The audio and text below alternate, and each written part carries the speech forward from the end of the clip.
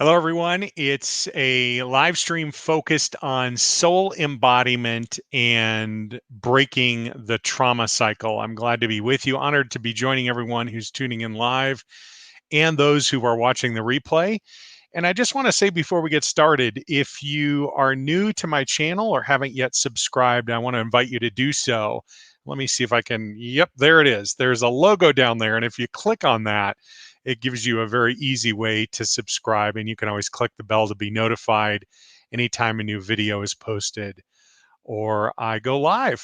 I'm glad to be with you. And I'm especially excited to be exploring this essential topic today. It was set up with my newsletter earlier today, my From My Heart, which was focused on the marijuana paradox that I set out. If you're not currently on my newsletter, there's a link in the description where you can click through and sign up for free. The key here today is that I really would like to explore at a deeper level soul embodiment, what that is, and how soul embodiment is both our natural experience, the natural dynamic of how we are in our fully integrated state, a process of enlivening all that we are. And also, it sets up a dynamic wherein we can get trapped in what I call a trauma cycle. And so I'm going to describe that for you as well. And I just want to take a moment to say hi to everyone who's checking in.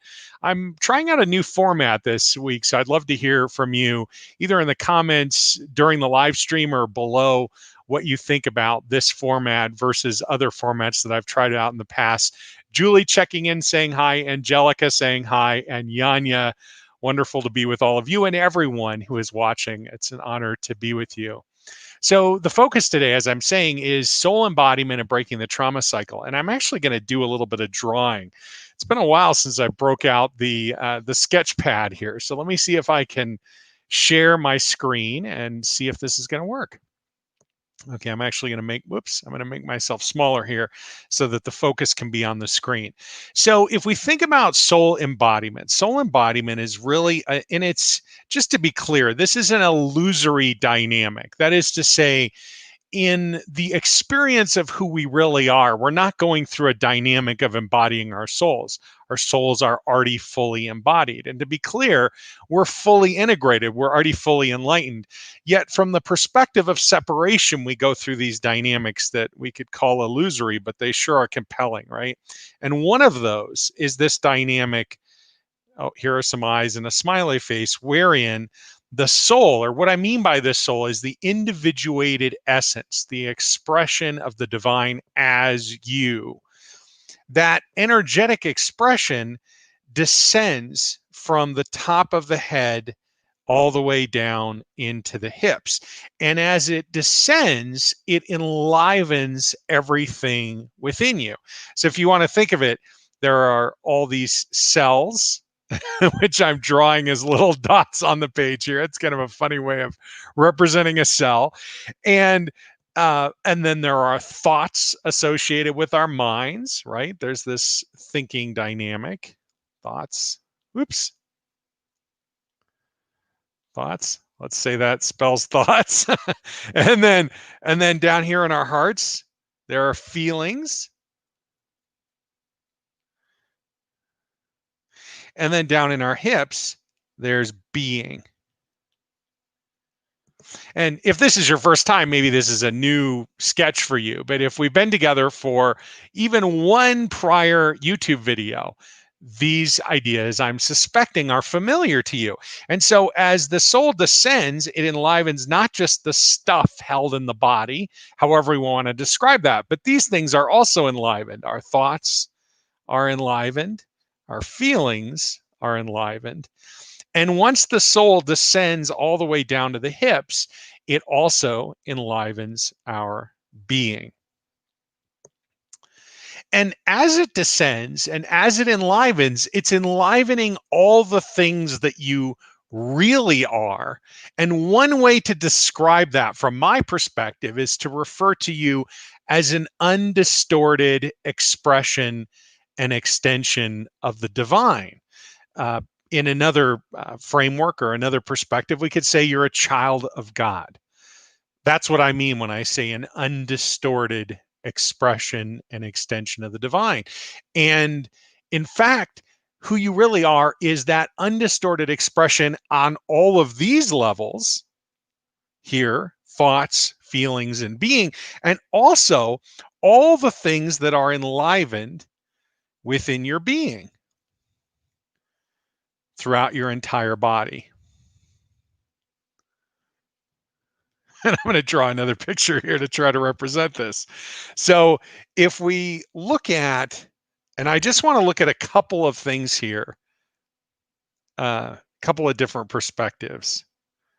We've got our stick figure here, and I want to represent a couple of things. So let's just say that as the soul descends, and by the way, it's not actually moving down as in moving in transit from the top of the head down to the hips. It was at the top of the heads, and now it's moved into the forehead, and now it's moved into the jaw and the throat and so on. It's inclusive. That is, it animates everything that's there and then continues to descend even as those aspects are animated. And so one way to think of this is like a Christmas tree. We're just going to lay a Christmas tree over the top of this. And if a Christmas tree doesn't resonate with you, think of it as an evergreen tree with lights on it. Okay. And at each level that there is this enlivenment going on, it's like turning on a string of lights. And as these lights start shining, and additional lights pick up and start shining, the brilliant expression of who you are begins to shine through and express through every aspect of your being. And so one of the things that we could say about the brilliant expression of who you are is that you are innately whole. Your body is whole. Even if you're having an experience of your body as other than whole, when the distortion's clear and that light expresses as you, as your body is whole. Your mind is whole. Your heart is whole. Your feelings are whole. And so, but as the soul descends and these things are enlivened along the way, let's say that the things that are really who you are, that is the undistorted expression of you are, look like this. And let's say that the things that aren't actually you look like this when they're enlivened. Okay. So I've just drawn this scribble on the page versus this oversized dot. And so some of the things that are enlivened are who you really are. And some of the things that are enlivened are, let's say, not who you are, or we could call them wounds or traumas. And I'm not trying to get into drama language about this. I just want to have a way of describing what is going on in the best way possible with language, with the clear and obvious recognition that the language itself is really inadequate for describing what is actually going on. And certainly my drawing is inadequate for illustrating what's really going on. So I'm just trying to represent in some very basic way. So we could say, if these are all gone, if the things that are not who you are, that is the wounds and the traumas, are all gone, then this Christmas tree lights up, or this tree with lights on it lights up at such a brilliant level that all there is light shining through. And in fact, once the soul embodies all the way down to the hips, this light grows exponentially. So the expression of light now isn't just the individual lights and the strands in combination with whatever that level of brilliance is. Now we could say it expands in its brilliance many, many times over. Like maybe it now looks like a million suns. And I don't even know how to begin to represent that on the page, except maybe just to draw out these lines representing this extraordinary light, this incredible resonance. At that level, the resonance of your being presence is emanating throughout every aspect of your inner and outer life. That is that resonance associated with being fully embodied. Okay, so let's flip over one more drawing here, or maybe there are a couple more drawings, just to try to describe that process of soul embodiment and enlivenment, and now to try to illustrate what the trauma cycle looks like, just so we can see this on a conceptual level in this very simplistic way with my limitations as an illustrator. Maybe that's overstating it, with my limitations for sketching. So as the soul descends, we've already talked about it, right? The aspects of you that are who you really are enlivened, right? And there are these other aspects that are not who you are. And I refer to these as wounds or traumas. And let's say that over time, this one starts to go away. So now what is in its place is an expression of who you really are. And now there's this brilliance. And just to try to take this from more of a metaphorical exploration to a more literal exploration, let's say that at some point in this individual's past, there was a car, they were in a car accident. Okay. Julie says she would love a book of my illustrations. Okay, Julie, you're on record. You've said it in writing. So let's say that this person has been through a car accident and they were hurt. There was a trauma in their abdomen, and there's a wound that has healed, but there's a scar. And this is a picture of the scar. Okay.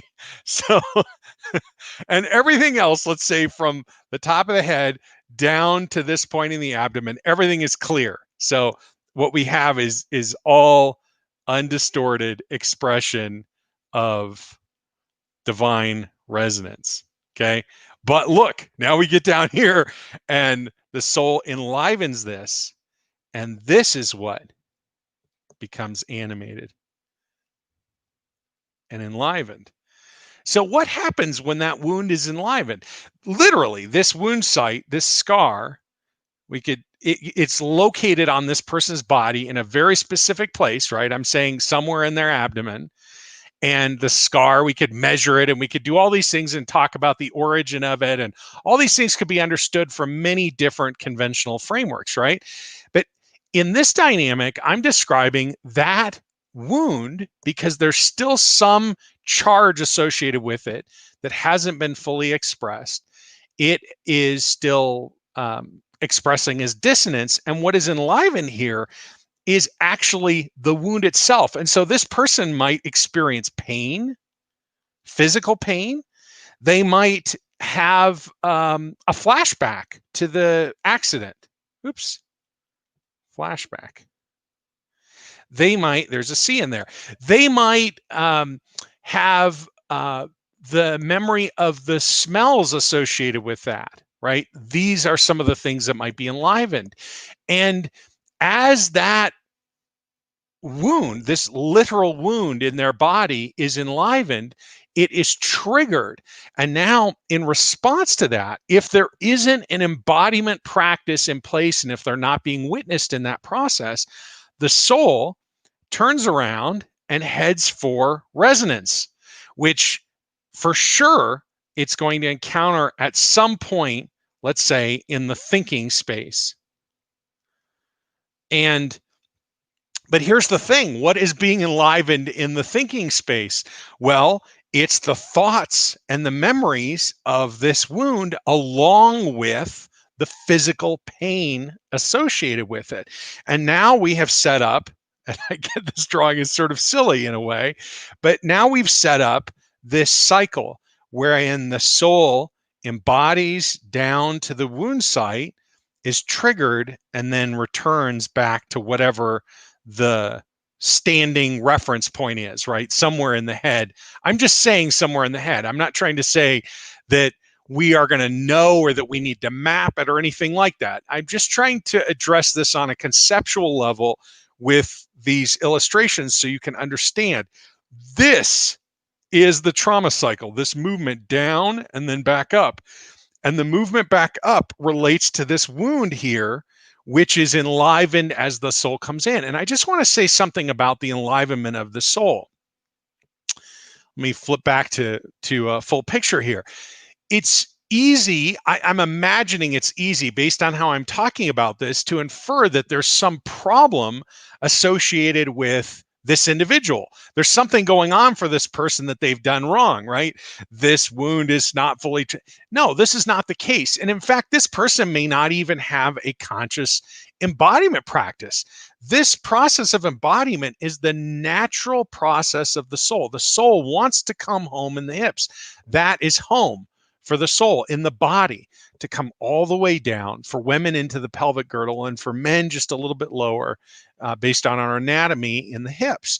And so as the soul is coming home, it comes home in a dynamic of resonance. So if you imagine in your life, or think back in your life, or think of a loved one or somebody you've been acquainted with, or we could just use this exemplar here. Everything is going well, the soul is descending, resonance is unfolding in every part of the body and the mind. Oh my gosh, I'm feeling great, this person is saying. Yay, life is wonderful.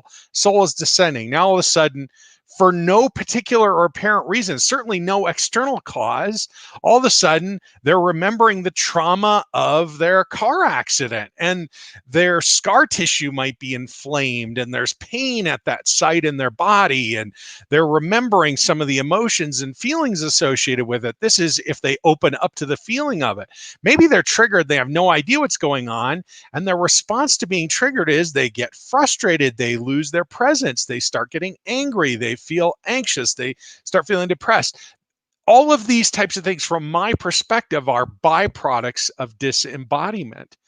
And so in this dynamic, when the soul starts to seek a place of resonance, it is doing what it naturally wants to do. It wants to be in a resonant space. And so it's going to go back to whatever that set point is for this person, the standard place of embodiment, or in this perspective, disembodiment. And now they might, things might be stirred up in their life, or they might be very agitated. They might be struggling in their relationship or in their work or in all sorts of different things, right? And as they begin to calm down and settle down, those agitations start to fade, things begin melting away, and all of a sudden they start feeling good again. And what happens when they feel good? The soul starts moving lower into the body. Things begin resonating at a deeper level. As they embody at a deeper level, perhaps they feel a deeper sense of connection in their intimate relationship or in their close friends. People might look at them and say, oh my gosh, they're doing so well. They might reflect, oh, everything is great in my life. Lower, lower, lower, lower. And then this thing is encountered, it's enlivened, just because the soul is animating everything. You might look at them and think, whoa, wait a second, what happened? What triggered you? Everything was so great in your life. People might look at them and say, what's wrong with you? Why are you getting so wound up about there's not even anything going on? And all that's happening is an internal energetic dynamic that they continue to trip up. They continue to animate. And I'm saying the soul, the natural progression and experience of who they really are, is animating this dynamic wherein they are stuck in this trauma cycle. Now, how do we get out of the trauma cycle? What does soul embodiment have to do with that? Okay, back to our drawing. This person is happy because they get to be an example on the the sketch here. So let's just say we're going to use this wound site again just for simplicity, okay? The soul is coming down here, and this is getting enlivened. Now, how do we turn this into this? How do we turn this wound? There's an arrow here if you can't see it. How do we turn the animated distortion or the animated wound into the enlivened expression of the undistorted expression of divinity? And for that, we'll just pull up this concept of transmutation, this idea, but it's more than an idea. In a practice of embodiment, it is an actual reality. Okay, and I'm going to see if I can't illustrate this for you. So let's just say that the embodied soul, I should have practiced this more, is, oops, that's not a good drawing. I'm going to try to say it's a flame. Okay. It's like a bonfire. So this is a pile of wood and this is the flame shooting up. Okay. And as we embody, the flames get bigger and bigger. It looks like a ghost. Anyway, let's just say that's flame. Okay. And so as the soul descends, that fire grows hotter and hotter and hotter. And the key to transmuting this wound, let's say this is the wound that's up for attention in this person, meaning everything else is clear. We've got clear sailing down here. It's just all undistorted expression of divinity. We get down here, still undistorted, and then boom, this thing gets enlivened. Now the bonfire is burning huge. I'm not going to even try to draw another picture of the bonfire, but now we have the embodied soul is the fire of divine presence in this representation of what and how transmutation works around wounds. But that fire, for it to transmute, requires this individual here to feel fully whatever is coming up. And in this dynamic, we'll just say while they're being witnessed. So here's someone else who is, I don't know how to represent witnessing. They're doing much more than looking at them, but there's something going on here in their being presence. The divine expression of this individual is enlivening the divine expression of this individual. And in the process, their soul is embodying. And this person is supporting. This is person number 2. Here's person number 1. Person number 2 is supporting person number 1's soul in remaining embodied at this level. And then person number 1's job is to cry the tears or feel the rage or feel the pain fully, allow themselves to be consumed by these experiences. It's actually sort of counterintuitive here. What I'm describing is something that I don't think anyone would consciously, without understanding what's going on or having practiced and explored it before, I think most people would feel repelled by the idea. Oh my gosh, you want me to feel and re-experience the trauma of my car wreck? Now, in this example, I'm trying to give really obvious, sort of easy to understand and represent in the body an easy example of a wound and of the soul enlivenment embodiment process. In actuality, though, it's much more subtle. It's much more comprehensive. It's much more sort of confusing. It's not obvious for most people most of the time what is actually coming up. How we experience that, or I could just say how I experience that, and how people that I work with in one-on-one dynamic tend to experience this is something is coming up for attention. Maybe there's an emotion or they feel exhausted or whatever, and they're wondering what the heck is going on now.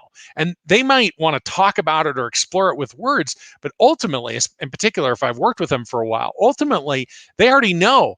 Their job is just to get into the emotion or the physical discomfort and allow themselves to feel it fully, whatever it is.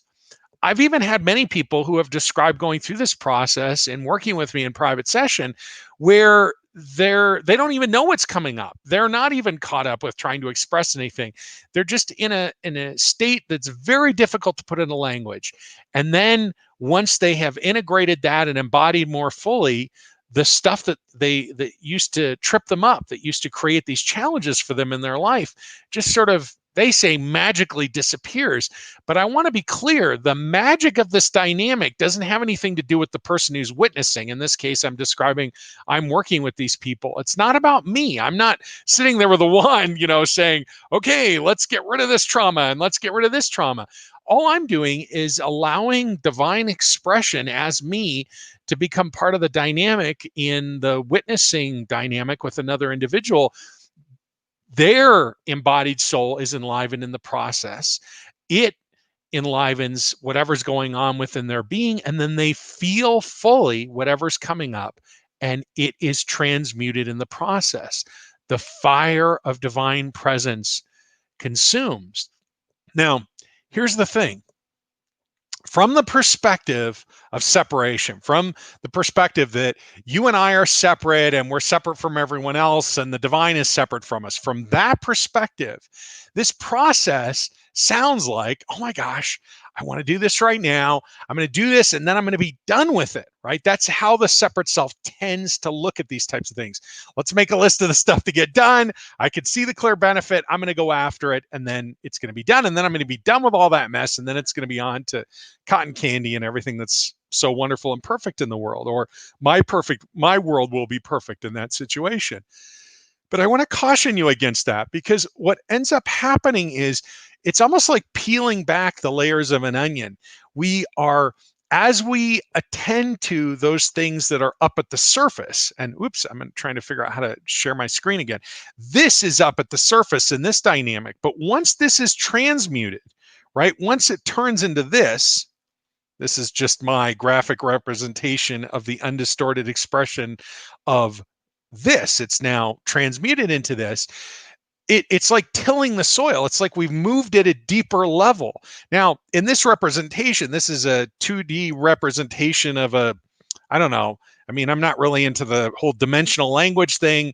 The 5D language, I think, is sort of confusing because it represents that there's something beyond our conventional world that somehow we magically step into. At least that's how I perceive it. It's not how I perceive this dynamic with the divine. It's already there once we open up to become aware of the experience, which is supported profoundly and intimately and directly through our embodied soul. These experiences are inevitable. They will open up. They already are opening up within every single person, because most people are caught in some form of that trauma cycle. And once that trauma cycle is broken, it's like we're tilling the soil at a deeper level. As we move to a deeper level, we discover, oh my gosh, here is a deeper thing over here that is being enlivened. And I have no idea what it is. And now that I understand, maybe through my own embodiment practice, I'm able to be present with it and express it fully. And it's transmuted and turns into this aspect of the undistorted expression of me. And from that flows all sorts of extraordinary things that are very, very difficult to track and talk about directly. Because as these undistorted expressions of who we are begin to express as part of our whole being, it's as if resources come to bear that we were previously completely unaware of. Many people can refer to them as a miraculous dynamic. And the key to all of this is this miraculous dynamic is not originating in the mind. It's not originating in the heart. It's not about thinking a thought or feeling a certain way. It's about opening up to feel whatever's coming up, that it be transmuted as you embody. Okay, so hopefully this is a meaningful overview to soul embodiment and transmuting trauma and breaking the trauma cycle. And I really would love to dive in. If anyone has any questions, it looks like Julie has another question. There's a question that was emailed in from a member of the community earlier today. I'm happy to answer those before we wrap up this live stream. If you're interested in an experience of embodiment, there are lots of different places that you can do that. There are lots of videos here on my channel, and I've linked to one in the description that would give you an experience of embodying your soul. In longer videos where I'm engaged in transmission, anytime I'm engaged in transmission, embodiment is one of the things that happens as a natural byproduct of me just allowing the divine to express through me. So any kind of transmission like that on the channel, and I've linked to one in particular, it's probably one of the longer, maybe the longest video here. There are many others that are shorter if you're interested in that. There are paid resources that are available, and there are links below to those as well. For example, tomorrow we're going to be doing a deep dive virtual retreat where we come together on Zoom, and I'll be teaching and sharing around the theme of deeper into silence, deeper into presence, and then we'll go into transmission together. We'll be doing a lot of embodiment work together. Plus, there's an opportunity for Q&A actually on on the Zoom line and so on. That's a resource. There's a resource in the resonance community. There are lots of different resources, and the links are all below. And of course, I'm a resource for you here on the channel. Happy to answer questions. As I say, I think Julie's got a question, and I know there was a question emailed in before, and I'd love to explore whatever's coming up for you if you have a question as well. And if you're watching on the replay, you can always comment below. I'll interact with you, and it may bring up something that becomes a question that I focus on a future live stream as well. So I'm sure grateful for your presence, your engagement, and your questions there. So Julie says, in all seriousness, though, what a gift, this message of transmuting and healing and the honor of witnessing. It is I mean, I'm going to try not to get emotional about it, because for me, it is a profoundly beautiful experience. It's extraordinary to be able to witness people in group dynamic and also one-on-one. And to be able to attend to these things, to break up these trauma cycles that to one degree or another tend to have all of us as human beings in some way sort of locked and repeating the same kind of dynamics over and over again. And when we engage in an embodiment practice, or when we're witnessed and supported in that way, and the trauma can be transmuted, it opens up an entirely new experience of the world, of self, of relationship with divinity, of one's gifts, you could call them healing gifts, or the divine gifts that express and open to a deeper level of one's mission, the ability to more effectively engage and be present with oneself and in intimate relationship and with those that you're called to serve, and so on and so forth. It's really, really extraordinary. And all of it is set up by this very, very natural dynamic, which once we begin to understand and learn how to work with, can open up a completely different experience of our lives for us, rather than tripping up over these kind of invisible dynamics that we feel, all of us feel in some way.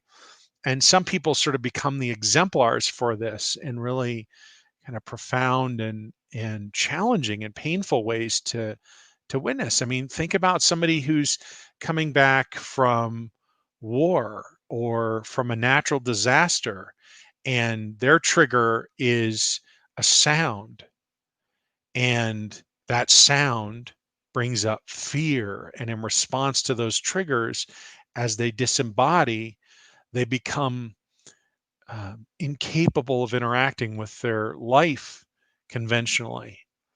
The sound or the dynamic might be related to the traumatic event, and they might be able to recognize that, and other people might be able to recognize it. But that same trauma cycle can be triggered simply through the embodied soul. And that can be very confusing for people who are sharing their life with somebody who's going through that. And as I say, most of us are in one form or another going through this.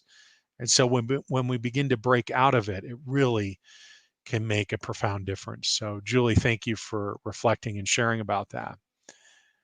I'll come back here in just a minute and see if there are some other questions. I want to pull up my email because I want to share a question that somebody asked earlier today in response to my my newsletter. And by the way, if you're not on the newsletter yet, there is a link in the description for you to be able to sign up. It's free. I email out most Wednesdays. It's called From My Heart, and I just share things that are going on for me. And if I had my act together, today's From My Heart would be posted on my website. But I think not only is today's not, but maybe the last couple of months I haven't been posting them. But I'll get those posted here in the next couple of weeks. And so that makes it much easier to share on social media or email to friends and so on if there are people you'd like to share or read up on past ones that you may not have been able to see. Okay, so one of the members of the community really keyed in on this sentence that I wrote. And I'm going to read the original sentence, and then I'm going to read what this person said. I'm not going to go into it. It'll be obvious. I don't want to set the stage more. Sometimes I can over explain, and I don't want to do that. So I'm talking about marijuana. And here's what I wrote. Do they eventually smoke enough pot that they can move on with their life without anxiety or stress, without smoking further? Or do they, over time, engage more consistently and frequently in smoking pot as a way of coping with the inevitable return and increase of anxiety and stress, a function of the disembodiment caused by marijuana? And so, just as a summary point, what I wrote about today is the marijuana paradox, which is marijuana appears to deliver a highly embodied experience. Pain is gone, anxiety fades away, and so on. But it does this while causing the soul to disembody. And so it is a very confusing energetic dynamic, and it creates a dynamic wherein once the high wears off, the initial symptom, I guess, is one way to think of it, but the initial cause or inspiration to smoke pot is now amplified coming out of the pot because of the disembodiment. The disembodiment is amplifying the dissonance. So here's what the person wrote back. She said, can you substitute anything in the blanks? Recreational drugs, prescribed drugs, alcohol, eating, caffeine, sex, social media, video games, sports. Do they eventually blank so they can move on with their life without anxiety or stress, without blanking further? Or do they, over time, engage more consistently and frequently in blank as a way of coping with the inevitable return and increase of anxiety and stress, a function of the disembodiment caused by blank? And this is a really powerful insight. The answer to the question is yes, you can substitute just about anything into it. Certainly anything that creates a dulling or a disengagement, right? Because whether or not it creates a dynamic of disembodiment, if we're avoiding the situation that is waiting to be transmuted, in my language, right, from the perspective that I'm looking at all of this from, as the soul embodies, this is being enlivened. If that enlivenment is addressed by some dynamic of avoidance, it's still going to be there. It's constantly going to be showing up. And over time, we have to engage in more and more avoidance. And here's a really interesting thing. What's the difference, she writes, with coping through something that's harmful and destructive or something healthy and productive? How do you know? It's a really important question. What if you substituted smoking pot with meditation? What does that mean? How do we know if habits or strategies we use are helping us manage stress and anxiety as a way to be embodied? What a powerful question.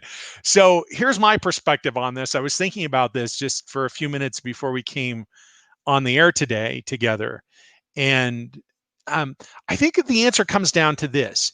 When we're engaged in things that are supporting our embodiment, say an embodiment practice or meditation, which could support embodiment, when we do that, we're actually supporting our deeper integration. So there is a momentum that is opening up of its own accord. Now, here's the challenge with this. I just said, as you become more embodied, you till the soil at a deeper and deeper level. So at some basic level, there's a process of discernment that we all get to engage in. Is this thing supporting my embodiment? And part of that then is about exploring and understanding, what does embodiment feel like? What do I experience when I'm embodied? Many people, as they become embodied for the first time or more embodied for the first time, actually, it feels like gravity got turned up, which many people would associate with a negative feeling or experience. So it's really important to discern, is this supporting embodiment? And with that embodiment are all of these additional resources as they are enlivened and integrated that now begin to naturally become part of your regular expression of who you are. They form a natural momentum in one's life. And even as that natural momentum may stir up other aspects to be transmuted, once we begin to understand what that dynamic feels like, and it's very different from the trauma cycle, very, very different from the trauma cycle. Once we begin to understand that, that becomes the way that we orient ourselves. And rather than being caught in this dynamic of disembodiment and dealing with all the symptoms of disembodiment, we begin opening up and becoming more and more present with ourselves and with other people. It's like we open into a reservoir of divine presence, because that now is what is expressing through you as the undistorted expression of the divine that you are. Okay, another comment coming in from Julie I want to share. Meditation is the only thing I found that helps relieve symptoms. It doesn't generate unwanted side effects or an intensification of the underlying problem. Exactly. I think that's true for a lot of people. And I'm suggesting that even beyond meditation, we could take another step into an embodiment practice for those that are ready to focus in a deeper way. Now, I think many people refer to being in transmission as a way of being in meditation. And so maybe I'm splitting hairs and trying to define that further. In any case, I want to thank you, Julie, and let's see who else said hi. Yanya said hi. Angelica said hi. Julie said hi at the beginning, and everyone else who's here, everyone else who hasn't checked in to say hi. It's such an honor to sit with you. I'm so grateful for the chance to explore this very essential topic of soul embodiment and breaking the trauma cycle. I hope this has been helpful for you. If this video resonates with you, please do give it a thumbs up. And if you haven't already, I'd love for you to subscribe and click the bell to be notified. Grateful to be connected in this way. I look forward to being back with you again soon. For now, so long. Bye. Peace. I'll see you next week.